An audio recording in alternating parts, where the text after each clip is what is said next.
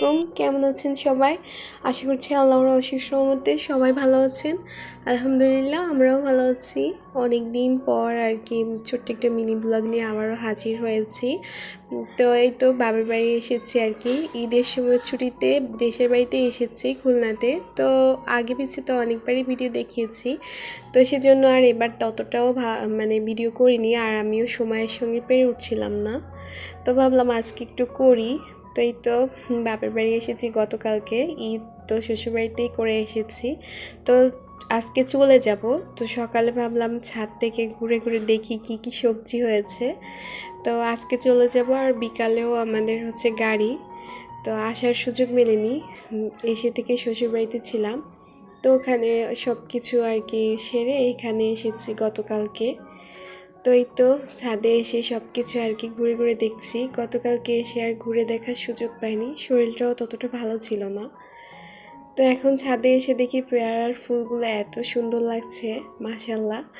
তো সবটা দেখে এই তো আমার সঙ্গে এসেছে আমার ছোট বোন, তারপর আমার খালাতো বোন, ওরা আমাকে একটু সাহায্য করছে।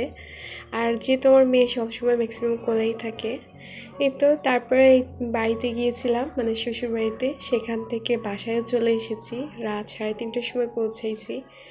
তো এখন হচ্ছে সকালে খাওয়া দাওয়া হয়েছে, এখন হচ্ছে দুপুরের জন্য রান্না করব। তো বাসা থেকে পেঁপলি শাক নিয়ে এসেছিলাম, তার বাড়িতে পুকুরে মাছ ধরেছিল, তো ওই মাছ পাঠিয়েছেন আমার শাশুড়ি। তো সেই মাছটা দিয়ে ভেবেছি এই শাকটা দিয়ে রান্না করব, খেতে বেশ মজার হবে। আর এই তো বাড়িতে ছাদে যে গাছ আছে, মরিচ গাছ, তো এটা আমার বড় যা লাগিয়েছেন, বোম্বাই মরিচ।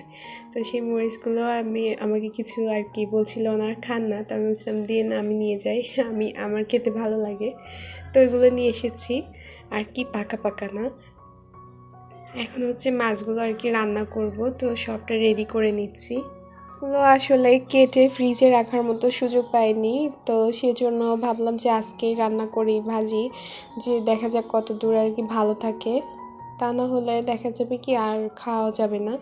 তো সেজন্য আমি হচ্ছে এখন ভাবলাম ভাজি করি, আর এই শাকটা দিয়ে রান্না করলে যদি কোনো স্মেল থাকে ওটা আর থাকবে না। তো সেজন্য রান্না করে ফেললাম, আর অফ ক্যামেরায় রান্না করেছি, রান্নার রেসিপিগুলো আর শেয়ার করিনি। আর খুবই ক্লান্ত সবাই।